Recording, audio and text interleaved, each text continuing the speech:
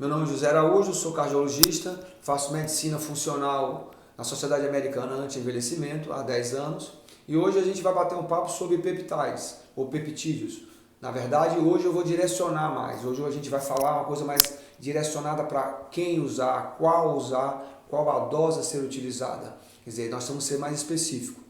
Vamos começar com uma breve introdução, lembrando o que é peptídeo, como funciona o peptídeo, tá?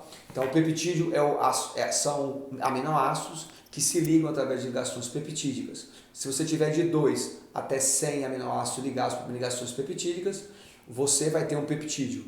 A depender da sequência que você tenha desses aminoácidos e do número de aminoácidos, você vai ter um estímulo diferente nas suas membranas. Membranas celulares que podem, receptores das membranas celulares, receptores mitocondriais, receptores do núcleo, quer dizer, os peptídeos eles irão levar a um equilíbrio do estímulo e dos sinalizadores celulares à procura da homeostase.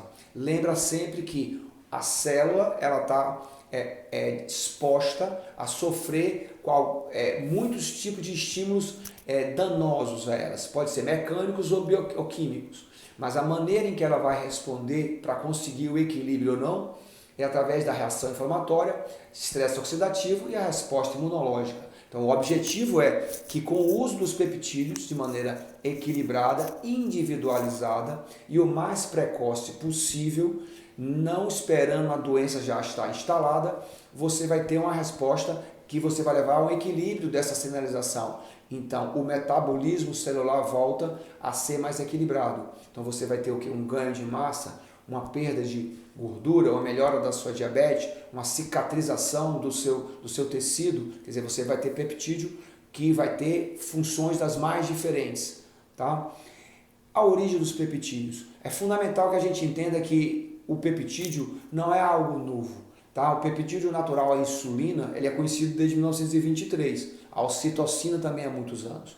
Hoje em dia nós sabemos que temos em torno de 7.000 peptídeos naturais no corpo e nós temos já em torno de 60 peptídeos sintéticos já liberados pela FDA para uso legal. Isso é muito importante a gente colocar. Por quê? Porque nos Estados Unidos você tem o uso do GH pela FDA, que é proibido, e os peptídeos são liberados. Então, é fundamental que você entenda isso, quer dizer, entenda da legalização, da possibilidade de uso ou não, certo? E quando você for utilizar o peptídeo, lembra que ele pode ser produzido no hipotálamo, então ele ser um GHRH, tá? E que esse GHRH, esse tipo de peptídeo, ele vai estimular na hipófise a produção de GH, do seu hormônio de crescimento, e o hormônio de crescimento endógeno seu, vai ao fígado estimular a seu IGF-1.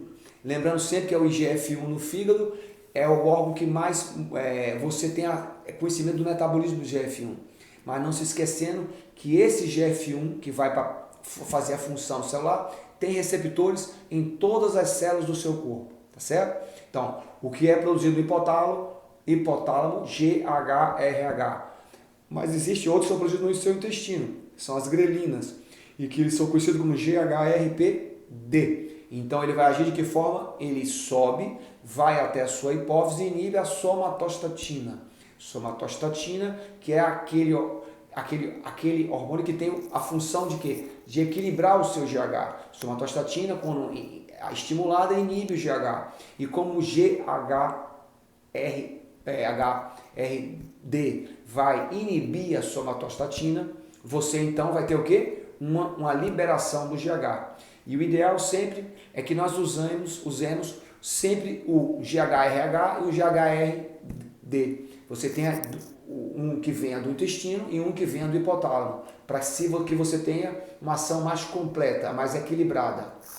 Fundamental entender que o uso de peptídeos ele tem que ser individualizado, né? Sempre. Qual é o objetivo que você quer? Quanto tempo você quer usar? Você deveria sempre procurar modificar os peptídeos que você está utilizando. Por quê? Porque qualquer droga que você utilize, você vai ter um acúmulo dentro das suas membranas. E depois de um período, você não tem mais a resposta como anteriormente. Então, em média, nós usamos em torno de 2 meses cada peptídeo. E aí nós vamos trocando os peptídeos que nós estamos utilizando para que nós tenhamos as suas ações ainda mantidas em boa resposta. Tá? Então, em resumo, 2 meses, a cada 2 meses nós vamos trocando os peptídeos para que os receptores fiquem livres e nós façamos a homeostase, o equilíbrio celular, o estímulo aos sinalizadores celulares, ao metabolismo celular de maneira sempre mantida, sempre correta.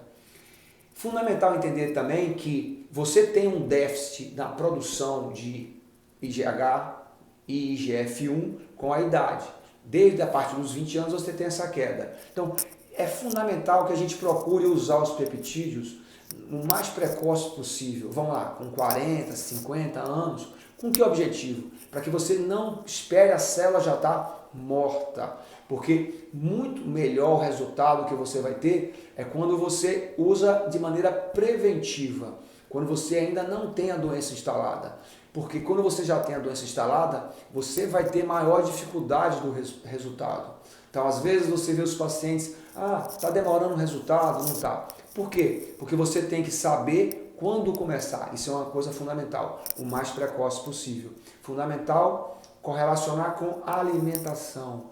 Procure usar os peptídeos, o GHRH, normalmente de manhã, meia hora, 1 hora antes da sua refeição.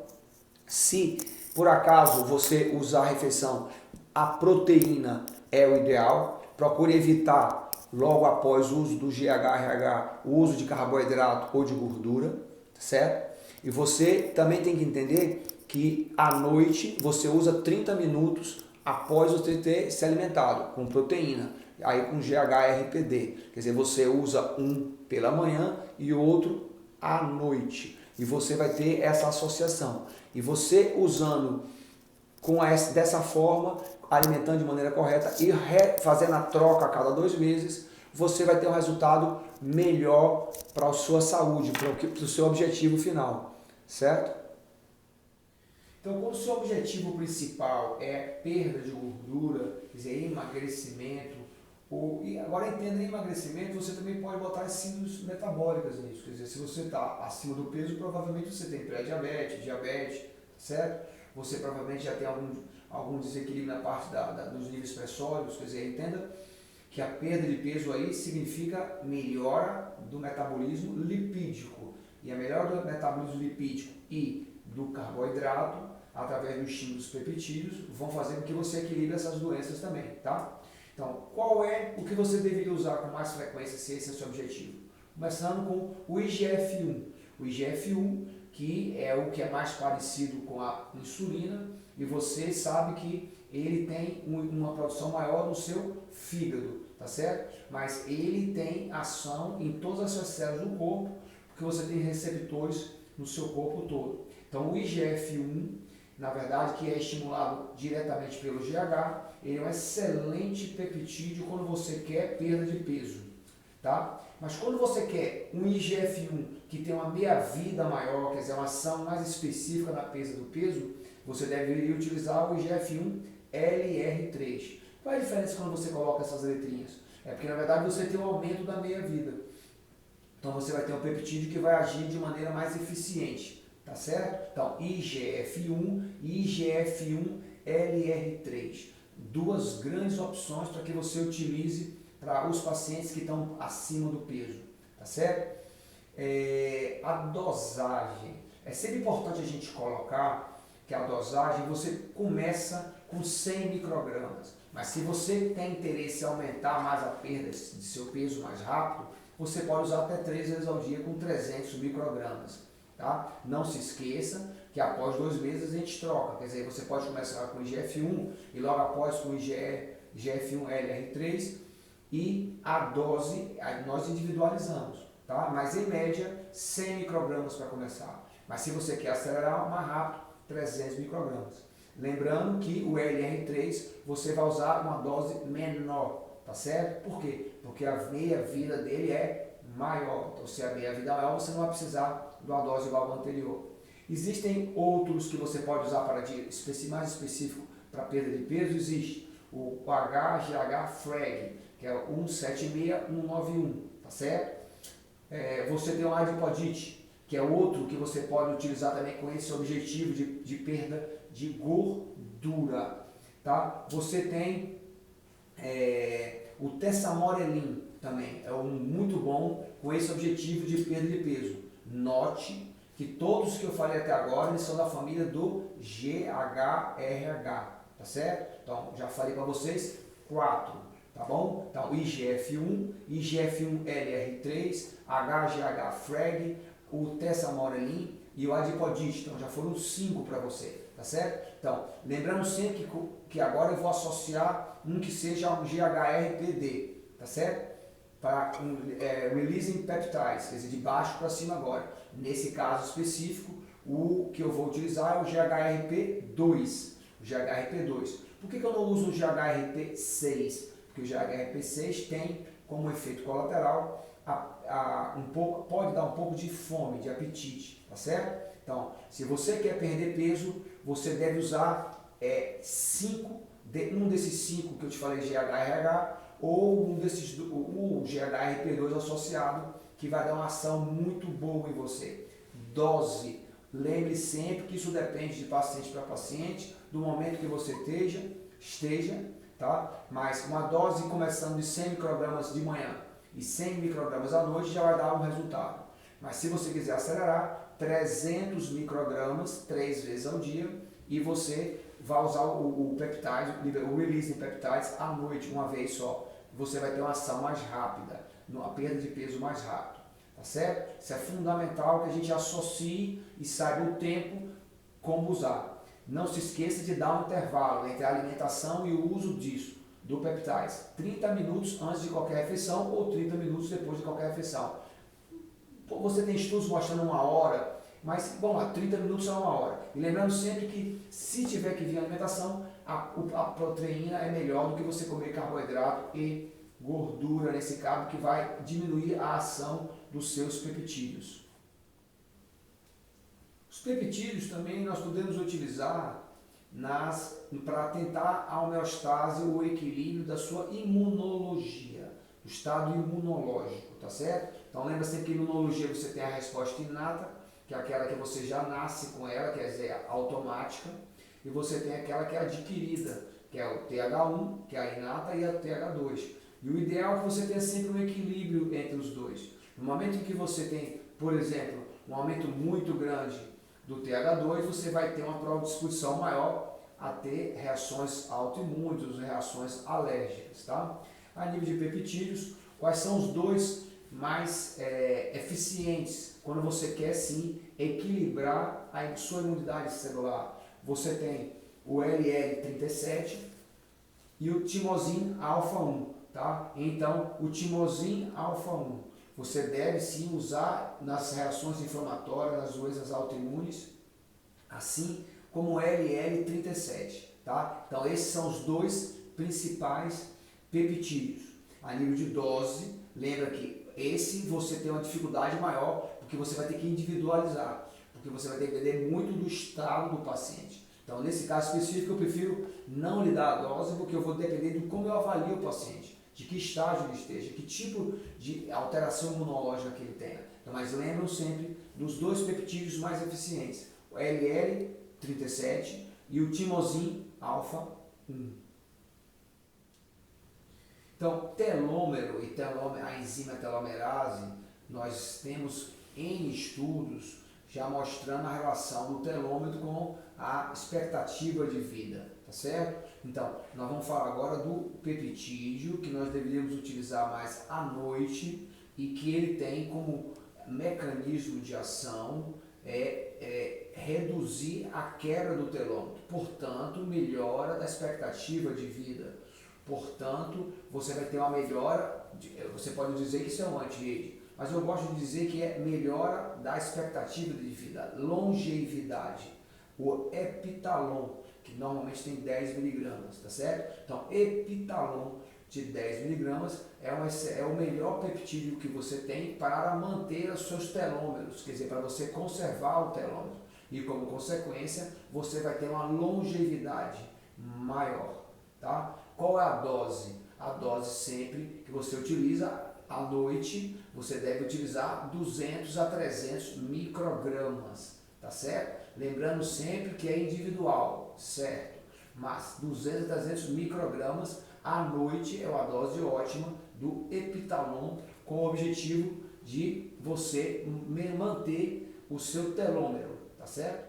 Mitocôndria, nós sabemos a importância que ela tem no corpo como um todo, no metabolismo celular, né? Nós sabemos que praticamente metade do nosso cérebro, de nossos músculos, inclusive o coração, eles são compostos de mitocôndrias, fundamentais para todo o nosso metabolismo.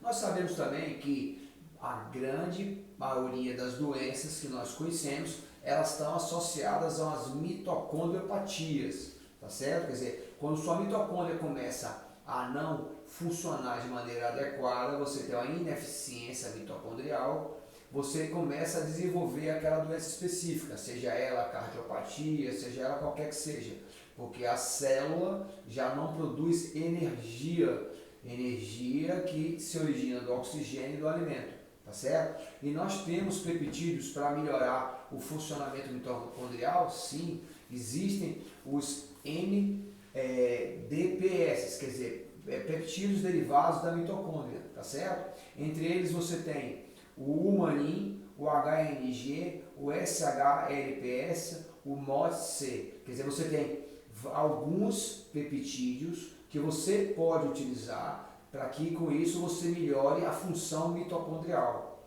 Lembrando sempre que as doenças estão associadas, ou mesmo o envelhecimento, com a queda de produção energética por alteração nas mitocôndrias. Então, os peptídeos derivados da mitocôndria, tá certo? Vamos lá, repetindo, o humanin, HNG, SHLPS e o MOTS tem o seu local de ação especificamente mais na mitocôndria. Então é muito importante usar isso. Então você vai encontrar vários trabalhos na literatura.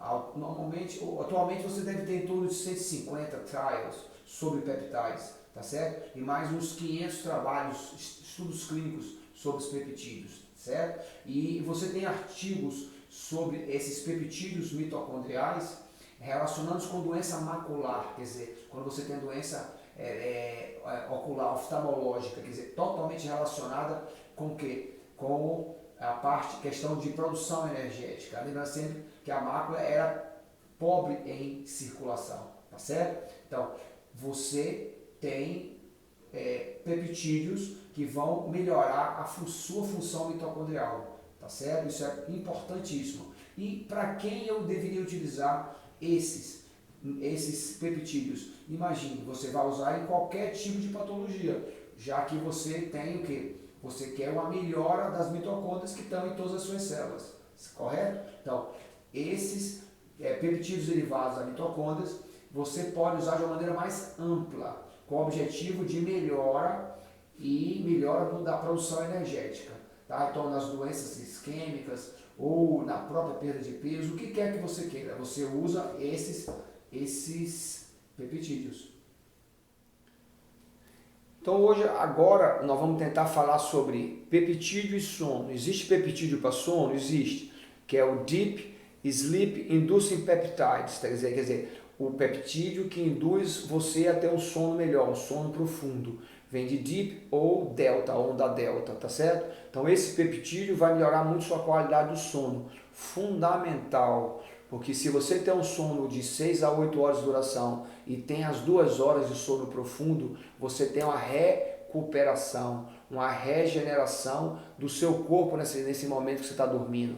E nós agora que estamos passando por esse problema de pandemia, em que o ritmo biológico tem mudado porque as mudanças dos hábitos foram grandes, quer dizer, nós mudamos todos os nossos hábitos, nosso sono normalmente está alterado e você começa a apresentar ansiedade, desgaste, tá?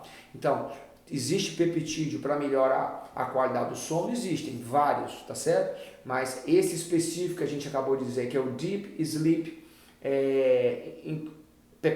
Inducing Peptídeo, tá certo? Ele é mais específico para que você melhore seu sono profundo. Porque, na verdade, quando você usa os GHRP, quer dizer, o Growth Hormone Releasing Peptides, todos eles melhoram o seu sono também, o GHRP6, o GHRP2, tá certo? Mas eu estou falando exatamente de o que vai induzir, o peptídeo que induz o seu sono profundo, tá? Então é muito importante que, se você tem uma necessidade de melhorar essa qualidade do seu sono, esse peptídeo é uma boa opção para você. De novo, Deep Sleep Inducing Peptides.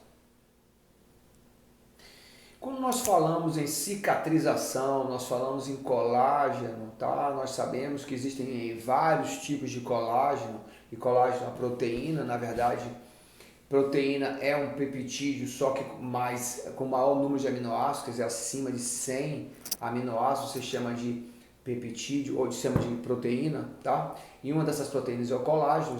O que você precisa? De peptídeo que estimulem o crescimento das células-mãe, os osteoclastos, os fibroblastos, que dessa forma você vai ter uma cicatrização melhor da sua pele, quer dizer, uma melhora muito grande. Você que quer melhorar a sua pele, que você tem essas marcas de expressão, qual é o peptídeo ideal para isso? Tá certo? São aqueles que estimulam os fibroblastos, tá certo? São aqueles que estimulam a cicatrização. E agora a gente sempre tem que lembrar que existem tipos diferentes de colágeno, colágeno tipo 1, colágeno tipo 2, colágeno tipo 3, tá? Mas no momento em que você estimula ele, você vai ter uma cicatrização melhor. Então nós estamos falando de pele? Então, nós estamos falando de pele. Nós estamos falando de coração também, se você tem alguma alteração na sua célula cardíaca.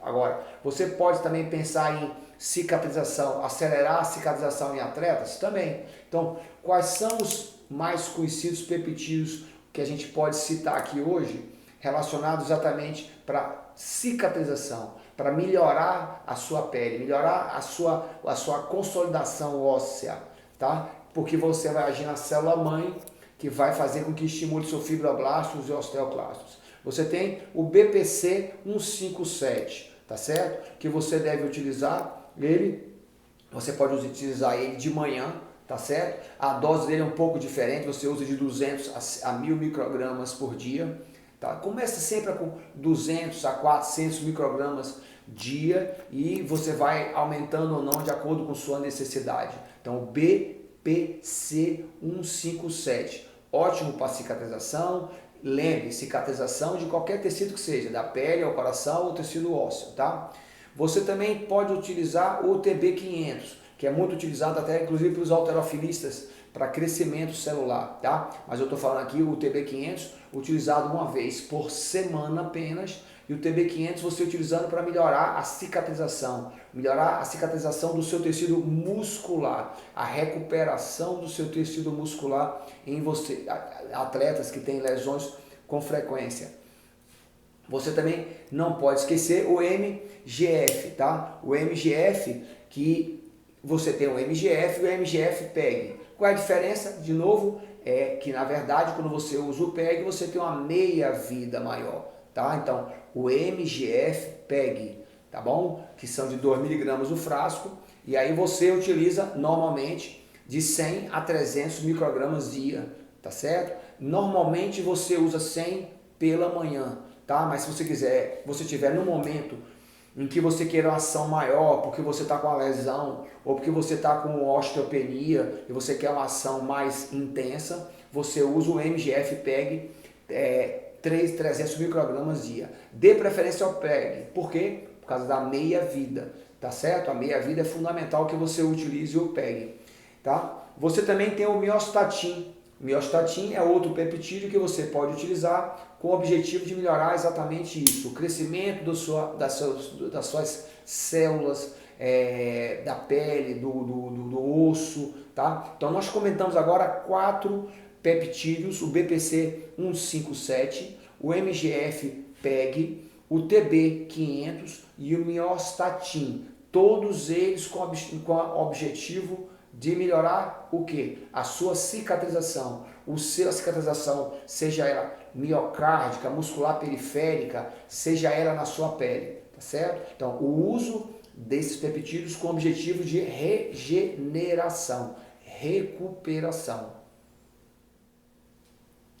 Agora vamos falar de cérebro, muito importante. Por quê? Porque como nós temos uma evolução natural do homem, quer dizer, o que nós encontramos? Uma perda de massa encefálica. Então, quando nós vamos ao neurologista, ele solicita a nossa tomografia, a nossa ressonância, o que nós encontramos com o idoso? Você tem um menor número de cérebro, quer dizer, de células cerebrais, você tem uma redução, e normalmente o laudo consta lá que, na verdade, você tem sinais de pequenos AVCs. A medicina integrativa ela entende de uma forma um pouco diferente. Você tem sim uma redução das células neurológicas, mas na verdade é devido a uma mitocondriopatia. Uma mitocondriopatia que leva com que 40% dessas células cerebrais que tem de mitocôndria, ela tem uma morte celular. Então o que a gente pode fazer? Nós podemos prevenir? Podemos. Então, muito importante que a gente entenda que a gente deve tentar utilizar isso antes que a doença já esteja instalada, quer dizer, antes que a demência esteja instalada, antes que o Parkinson esteja instalado. Porque no momento em que as doenças já estão instaladas, você vai ter uma dificuldade de regeneração, de recuperação. E aí você vai achar que a química ou essa droga que você está utilizando não é ideal. E, na verdade, foi o time, quer dizer, o momento em que você foi utilizar, que você demorou, passou um pouco do tempo. Tá? Então, o ipamorelin, que é um Growth Hormone Releasing Peptide, quer dizer, você é um deles que você pode utilizar, tá? Como preservação do cérebro. Então, ipamorelin, tá? Os nomes são longos, são complicados, tá? Porque são junções de aminoácidos que acabam ficando dessa forma em inglês, tá? Existe o cérebro lisin. Cérebro lisin também tem essa mesma função, tá? Qual é a função? Preservação, regeneração, recuperação daquelas células que estão começando a ficar mais fragilizadas, tá? Você pode usar também o Celanc, é outro peptídeo, Celanc, outro peptídeo que você pode utilizar com o objetivo de melhorar a sua parte cerebral, quer dizer, evitar que a doença se instale, quer dizer, não deixe que a doença já esteja instalada, tá? E o Pinealon é outro que você pode utilizar com esse mesmo objetivo, tá certo? Então, eu citei aqui 4 peptídeos, tá, que você usa nas doenças neurodegenerativas para prevenir a degeneração celular, para estimular o fator de crescimento neurológico, tá certo? Então, repetindo, ipamorelin, tá? Que você usa de novo à noite, na dose sempre de 100 a 300 microgramas, lembrando sempre que isso é individual, depende do paciente, tá? Mas você deveria usar em torno dessa dose inicialmente. Você tem o cérebro lisin, tá? Você tem o Celanc e você tem o Pinealon, tá? Então você tem aí 4 peptídeos para que você possa utilizar periodicamente. Lembre sempre que o objetivo, no caso de uso de peptídeos, é que você utilize durante o quê? 2 meses, para mais 2, 3 e use de novo. Quer dizer, periodicamente você vai utilizando vários peptídeos com objetivos diferentes. E aí você vai ter o resultado que você precisa. Esses 4 citados agora são para doenças degenerativas cerebrais.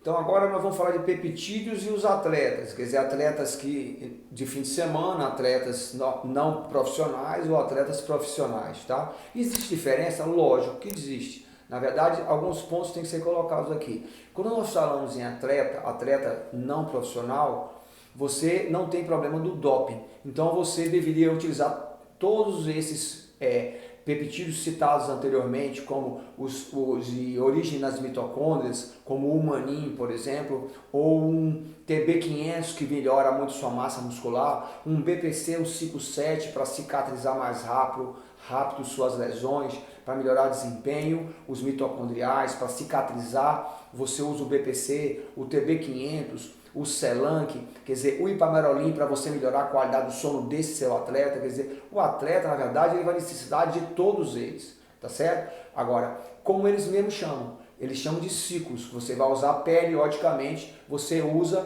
eles com o objetivo específico daquele momento. É um momento de desempenho, é um momento de regeneração, é um momento de melhora da qualidade do sono. Qual é a fase do momento do atleta? Quer dizer, você vai utilizar o IGF-1, LR3, porque ele está com a massa magra, uma massa gorda acima do que ele quer. Quer dizer, você deve utilizar de acordo com a necessidade do atleta.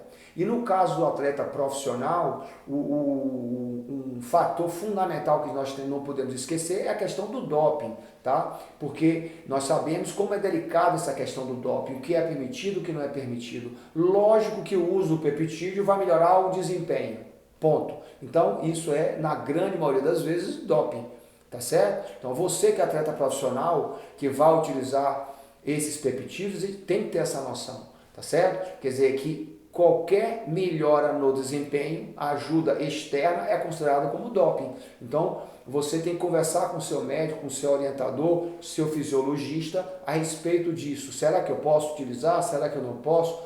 Como é que eu vou melhorar meu rendimento? Todos nós sabemos como é comum o ciclista usar a eritropoetina, por exemplo, para melhorar a quantidade de hemácia, para melhorar o seu resultado final. Nós sabemos que podemos utilizar, por exemplo, a glutationa. Esse aí, por exemplo, não tem problema, porque a glutationa a gente usa para todo mundo. Para você que é atleta, você profissional ou não profissional, quer dizer, se você quer melhorar o seu desempenho, a glutationa, que vai fazer a sua ação antioxidante. Nós sabemos que a glutationa é o maior antioxidante que nós temos no corpo. Esse aí não tem problema de ser utilizado. Mas será que eu posso usar o humanin, quer dizer, aquele que é produzido pela mitocôndria? Quer dizer, será que é permitido isso ou não?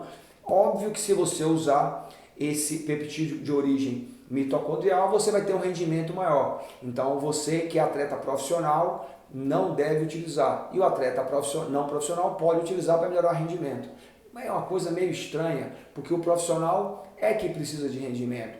Mas aí a questão é a questão do doping, de você utilizar alguma droga que não seja permitida. E isso é que tem que ser pesado na hora da utilização. Mas você que quer perder sua massa magra, ganhar massa magra e perder massa gorda, então a junção do TB500 com o GF1 LR3, a junção do Celanc com por exemplo, o HGH Frag, quer dizer, você tem várias associações que você deve utilizar, o Ipamarolin para melhorar o sono, de você descansar melhor, regenerar melhor, um GHR P2 ou P6, para que você tenha uma regeneração também melhor à noite. Então, todos os peptídeos, no caso dos atletas, podem e devem ser utilizados, tá certo? A questão é nós separarmos o profissional do não profissional. E também lembrarmos, por exemplo, que a gente sempre vê os halterofilistas. Quando a gente abre qualquer site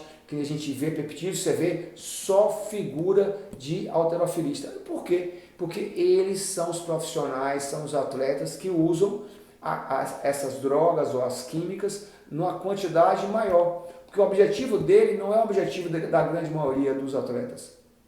O objetivo dele, sim, é um ganho de massa significativo, é um perda de massa gorda significativa. Então, a grande diferença do halterofilista nesses momentos é o que? É a concentração, a dose, na verdade. A dose que você utiliza aqui é muito maior do que o normal. Enquanto nós utilizamos como anti-age 100 microgramas, quando nós utilizamos 300 microgramas para perda de peso e ganho de massa, no caso do halterofilista, às vezes você utiliza 5, 10 miligramas daquele peptídeo. Quer dizer, essa é a diferença, é a quantidade, porque ele quer, o objetivo dele é aquele, certo? Agora, você dizer se essa quantidade é correta ou não, é outro ponto.